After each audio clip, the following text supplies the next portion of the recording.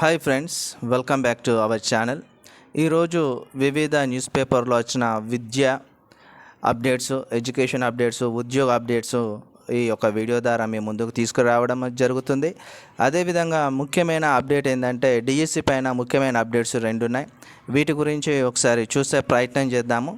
ఇవి వచ్చిన అప్డేట్స్ కూడా చాలా ఇంపార్టెంట్ అప్డేట్స్. డిఎస్సి ఎగ్జామ్ పైన వచ్చిన అప్డేట్స్ అనమాట.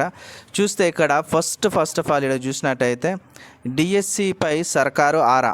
ఈ డిఎస్సిపై సర్కారు దేనికి సంబంధించిన ఆరా తీస్తుందంటే ప్రశ్నలు పునరావృతం కావడం పైన విచారణ, బాధ్యులు ఎవరో తేల్చే చర్యలు తీసుకునే ఛాన్సు, అండ్ ప్రాథమిక కీ పైన 28,000 పైగా అభ్యంతరాలు. ప్రాథమిక కీ అబ్జెక్షన్స్ నిన్న మంగళవారం రోజుతో ముగిసింది. ఈ నిన్నటి రోజున ముగిసిన ఈ ప్రాథమిక అభ్యంతరాలలో 28,000 పైగా అభ్యంతరాలు వచ్చినాయి. ఇది వెరీ నైస్. ఇంత ఎక్కువ రావడం అంటే చాలా తప్పులు ఉన్నాయని అర్థమవుతుంది. 26 ప్రశ్న పేపర్లు, 26 ఎగ్జామ్లు జరిగినాయి. కాబట్టి 28,000 పైగా అభ్యంతరాలు అంటే ఇదైతే కొద్దిగా మనం అందరం ఆలోచించవలసిన విషయమే. పేపర్ లీక్ అన్న ప్రశ్న ఉత్పన్నం కాదన్న విద్యాశాఖ, అంటే పేపర్ లీక్ కాలేదని చెప్తూ ఉన్నారు. ఇక్కడ చూసినట్టయితే డిఎస్సి పరీక్ష డిఎస్సి పరీక్షల్లో ఒక్కరోజు వచ్చిన ప్రశ్నలు మరుసటి రోజు రావడం, ఇలా 19 ప్రశ్నలు పునరావృతం కావడంపై సర్కార్ ఆరా తీసింది. ఈ అంశంపై నమస్తే తెలంగాణ మంగళవారం డిఎస్సి పేపర్ లీక్ అన్న శీర్షిక ప్రత్యేక కథనం ప్రచురితమైంది. దీనిపై ప్రభుత్వ పెద్దలు సహా విద్యాశాఖ ప్రిన్సిపల్ సెక్రటరీ బుర్ర వెంకటేశం ఆరా తీశారు. ప్రశ్నలు పునరావృతం కావడంపై పాఠశాల విద్యాశాఖ పరిశీలిస్తుంది. ఈ తప్పిదం ఎలా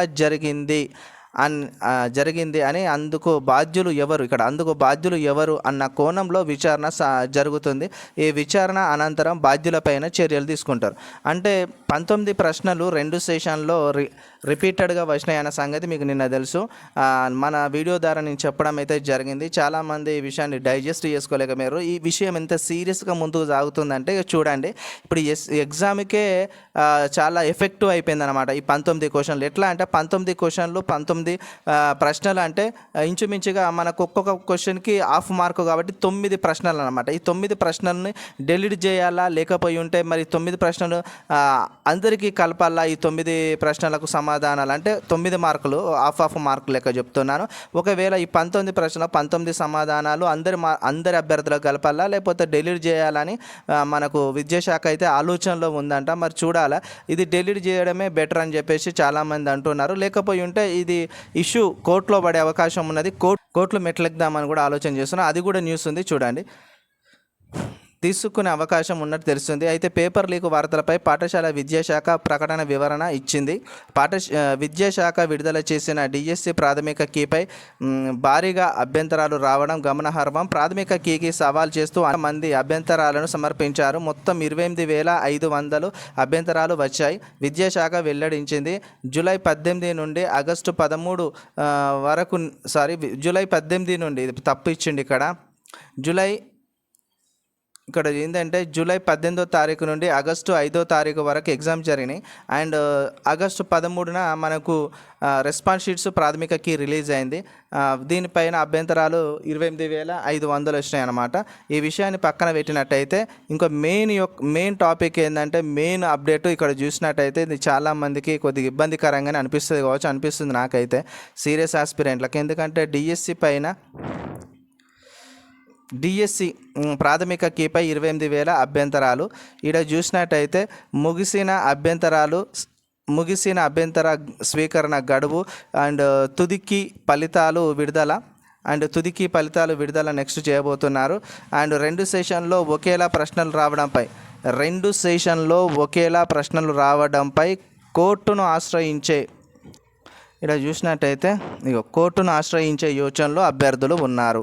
ఇది మొదటికే మోసం వచ్చే పనిగా ఉన్నది. ఇక చూడండి, ఇక్కడ విషయాన్ని గమనించినట్టయితే అభ్యంతరాలు వచ్చినట్లు తెలిసింది.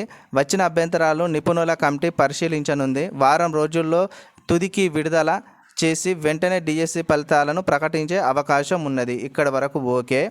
ఇక్కడికి వెళ్ళి చూసినట్టయితే వచ్చే నెల మొదటి వారం నుంచి నియామక ప్రక్రియను చేపట్టేందుకు అధికారులు చర్యలు చేపడుతూ ఉన్నారు. ఈడి వరకు ఓకే. ఇక్కడికి వెళ్ళి వచ్చింది అసలైన విషయం ఏంటంటే కోర్టును ఆశ్రయించే యోచనలో అభ్యర్థులు. అంటే జూలై 18వ తారీఖు, ఇక్కడ చూసాను, జూలై 18వ తారీఖు నుంచి ఆగస్టు 5 వరకు డిఎస్సి పరీక్షలు జరిగాయి. జూలై 19 ఉదయం సెషన్లో ఇక్కడ చూడండి, జూలై 19 ఉదయం సెషన్లో 6 జిల్లాలకు చెందిన అభ్యర్థులు ఎస్జిటి తెలుగు మీడియం పోస్టులకు పరీక్షలు రాశారు. అలాగే జూలై 23వ తారీఖున మధ్యాహ్నం సెషన్ మరో 6 జిల్లాలకు చెందిన అభ్యర్థులు ఎస్జిటి తెలుగు మీడియం పోస్టులకు పరీక్ష రాసినారు. ఇక్కడ గమనించవలసిన విషయం ఏంటంటే, ఇక్కడ ఉదయం ఎప్పుడు 19వ తారీఖు ఉదయం సెషన్లో 6 జిల్లాలకు చెందిన అభ్యర్థులు ఎస్జిటి తెలుగు మీడియం పరీక్ష రాసినారు. అదేవిధంగా జూలై 23వ తారీఖు మధ్యాహ్నం సెషన్లో మరో 6 జిల్లాలు, అంటే 12 జిల్లాలు, 12 జిల్లాలు, మరో 6 జిల్లాలకు చెందిన అభ్యర్థులు ఎస్జిటి తెలుగు మీడియం పోస్టులకు పరీక్ష రాశారు. అయితే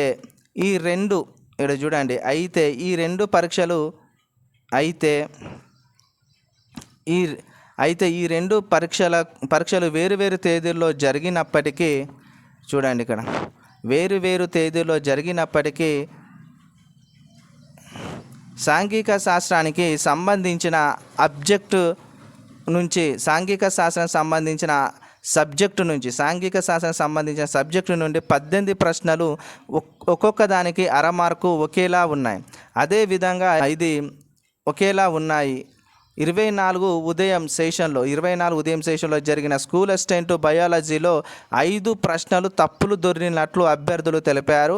ఇంగ్లీషు, ఇక్కడ చూసినట్టయితే ఇంగ్లీషు ఒకేలా, తెలుగు అనువాదం మరోలా ప్రశ్నలు అడిగినట్లు పేర్కొన్నారు.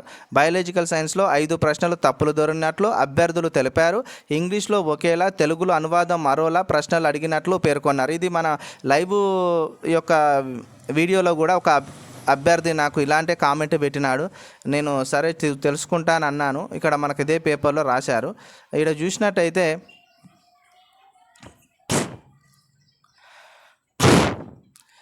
చూసినట్టయితే మొత్తం ఈ అంశాలన్నిటిపై పలువురు అభ్యర్థులు హైకోర్టును ఆశ్రయించే యోచనలో ఉన్నట్లు తెలుస్తుంది. సాంఘిక శాస్త్ర సబ్జెక్టులో ప్రశ్నలు ఒకేలా రావడంపై అభ్యర్థులు అభ్యంతరం వ్యక్తం చేస్తున్నారు. దీనిపై అందరికీ న్యాయం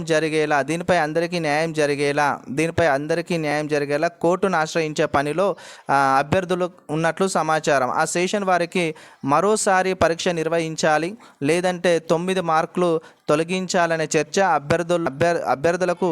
అధికారులు మాత్రం దీంతో అభ్యర్థులకు ఎలాంటి నష్టం జరగదని, అయినా విచారణ చేపడతామని పేర్కొన్నారు. ఇక్కడ విషయం ఏంటంటే, ఇక్కడ చూసిరా మిత్రులారా, 24వ తారీఖు ఉదయం సెషన్లోనట బయాలజికల్ సైన్స్లో కూడా 5 ప్రశ్నలు తప్పులు దొరినాయట. ఇంగ్లీష్లో ఒకలాగా ఉన్నదట, తెలుగు అనువాదం ఒకలా ఉన్నదట. దీనివల్ల చాలామంది అభ్యర్థులు గందరగోళానికి గురైనట్టు తెలుస్తూ ఉన్నది. అదేవిధంగా మనకు ఎస్జిటిలో ఏదైతే 19 ప్రశ్నలకు సమాధానాలు వచ్చినాయో, 18 ప్రశ్నలు వచ్చినాయో, దాన్ని కూడా అభ్యర్థులు హైకోర్టును ఆశ్రయించాలనే యోచనలో ఉన్నట్టు తెలుస్తుంది. మరి హైకోర్టులో కనుక ఒకవేళ వీళ్ళు హైకోర్టులో కేసు వేసినట్టయితే ఖచ్చితంగా రిజల్ట్ పైన ప్రభావం చూపిస్తుంది. రిజల్ట్స్ కొద్ది సమయం ఆగే అవకాశం కనిపిస్తుంది. ఒకవేళ అంత దూరం వెళ్లకుండా ఈ పాఠశాల ఎడ్యుకేషన్ వారు దీనిపైన వీళ్ళు దర్యాప్తు చేసినట్టయితే ఈ 19 ప్రశ్నలకు 9 మార్కులు కలిపితే బెటరు. లేకపోయి ఉంటే 9 మార్కులు ఎవరికి కలపకుండా డిలీట్ చేస్తే ఇంతటితోని సమస్య సద్దుమణుగుతుంది. అంతే తప్ప వేరేదైతే ఏం లేదు. కోర్టులు మెట్లు ఎక్కరా అనేది రేపు లేదా ఎల్లుండి అయితే తెలుస్తుంది. కోర్టును అయితే ఆశ్రయించకపోవచ్చు. పాఠశాల విద్యాశాఖ ఈ మధ్యలోనే ఈ 2 రోజులనే ఏదో ఒక నిర్ణయం తీసుకుంటుంది. ఫైనల్కి పైన మనకు ఎక్స్పర్ట్స్ కమిటీని అయితే వేసినారంట. ఇది 4-5 రోజులు ఎక్స్పర్ట్స్ కమిటీ కూర్చొని 28,500 అభ్యంతరాలన్నిటినీ కూడా వాళ్ళు కన్సిడర్ చేసి ఎవ్వి రాంగ్ ఎవ్వి రైట్ అనేది చూసి వాటిని మార్కులు ఏ విధంగా చేస్తారనేది చూద్దాము. అంతవరకు మన ఛానల్ చూస్తూనే